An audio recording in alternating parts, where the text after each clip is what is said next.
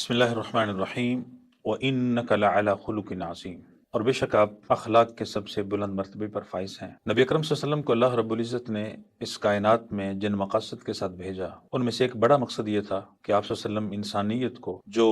بے حیائی اور بد اخلاقی اور ضلالت اور گمراہی اور بے روی کا شکار انسانیت ہے، اسے اللہ کی طرف، صراط مستقیم کی طرف، جنت کی طرف بلائیں۔ اور آپ صلی اللہ علیہ وسلم کو اللہ رب العزت نے اس لیے بھیجا تاکہ آپ انسانیت کو اخلاق کی تعلیم دیں، آداب زندگی کی تعلیم دیں اور اپنا عملی نمونہ انسانیت کے سامنے پیش کریں۔ اس لیے اللہ رب العزت نے آپ صلی اللہ علیہ وسلم کو خطاب کرتے ہوئے، آپ کو مخاطب کرتے ہوئے یہ واضح فرمایا، وَإِنَّكَ لَعَلَى خُلُقٍ عَظِيمٍ، آپ تو عظیم اخلاق کے مرتبے پر فائز ہیں۔ اور نبی اکرم صلی اللہ علیہ وسلم نے خود ارشاد فرمایا کہ بُعِثْتُ لِأُتَمِّمَ مَكَارِمَ الْأَخْلَاقِ، کہ مجھے اللہ نے اس لیے بھیجا ہے تاکہ میں اخلاق کو نقطۂ کمال تک پہنچا دوں۔ ناظرین کرام، نبی اکرم صلی اللہ علیہ وسلم کی زندگی میں اخلاق کی بہت مثالیں ہیں۔ آپ نے انسانیت کے سامنے اخلاق کی ان مثالوں کو پیش کر کے حجت قائم کر دی ہے کہ اخلاق ہوتا کیا ہے، زندگی کیسے بسر کی جاتی ہے، زندگی کے آداب کیا ہیں، اور معاشرت کے اندر جو حسن پیدا ہوتا ہے وہ کن چیزوں سے اور کن اعمال سے ہوتا ہے۔ اب دیکھیے، ایک واقعہ میں آپ کے سامنے رکھتا ہوں۔ یہ واقعہ مقدمہ سنن دارمی کے اندر آتا ہے۔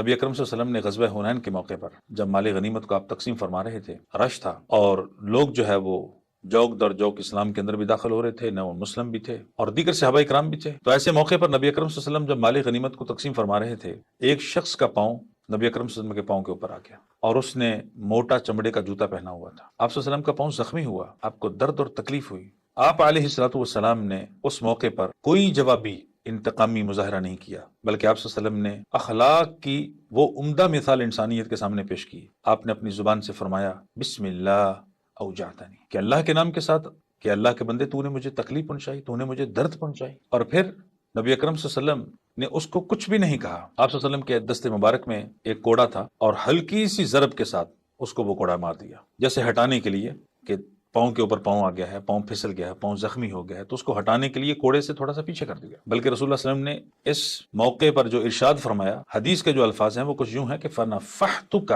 نَفْحَةً بِالسَّوْءِ، کہ میں نے تجھے ہلکی سی جو کوڑے کے ساتھ ضرب لگائی تھی۔ تو آپ علیہ الصلوۃ والسلام نے اس موقع پر اخلاق کا مظاہرہ فرمایا۔ اور وہ صحابی کہتے ہیں، وہ جو بدو ہیں، نو مسلم ہیں، وہ کہتے ہیں کہ میں یہ واقعہ جب میرے ساتھ پیش آیا اور پھر میں رات اپنے حجرے میں چلا گیا، یا میں سونے کے لیے جب چلا گیا، تو ساری رات مجھے یہ سوچ کر نیند نہیں آئی کہ تو نے رسول اللہ صلی اللہ علیہ وسلم کو درد پہنچائی، تو نے رسول اللہ صلی اللہ علیہ وسلم کو تکلیف پہنچائی۔ اور میں سوچتا رہا، کرب کی حالت میں میری رات گزری اور اپنے نفس کو ملامت کرتا رہا، اور مسلسل یہ میری کیفیت رہی یہاں تک کہ صبح ہو گئی۔ صبح ہوئی تو ایک اعلان کرنے والا اعلان کر رہا تھا کہ فلاں فلاں شخص کدھر ہے۔ تو میں نے اپنے دل میں خیال کیا کہ در حقیقت یہ وہی بات ہوگی جو گزشتہ کل میرے ساتھ پیش آئی ہے، اس لیے رسول اللہ صلی اللہ علیہ وسلم مجھے بلا رہے ہیں۔ چنانچہ کہتے ہیں میں خوف کے عالم میں اپنے گھر سے نکلا، نبی اکرم صلی اللہ علیہ وسلم کے پاس گیا، اور آپ علیہ الصلوۃ والسلام نے پہلے اخلاق کا یہ مظاہرہ فرمایا تھا کہ بسم اللہ اوجعتنی فرمایا، اور پھر آپ صلی اللہ علیہ وسلم نے دوسرے دن اس کو بلا کر آپ نے فرمایا کہ کل جو واقعہ پیش آیا ہے اور تو نے مجھے درد اور تکلیف پہنچائی ہے، اور میں نے تجھے جو کوڑا مارا تھا، یعنی ہلکی سی چوٹ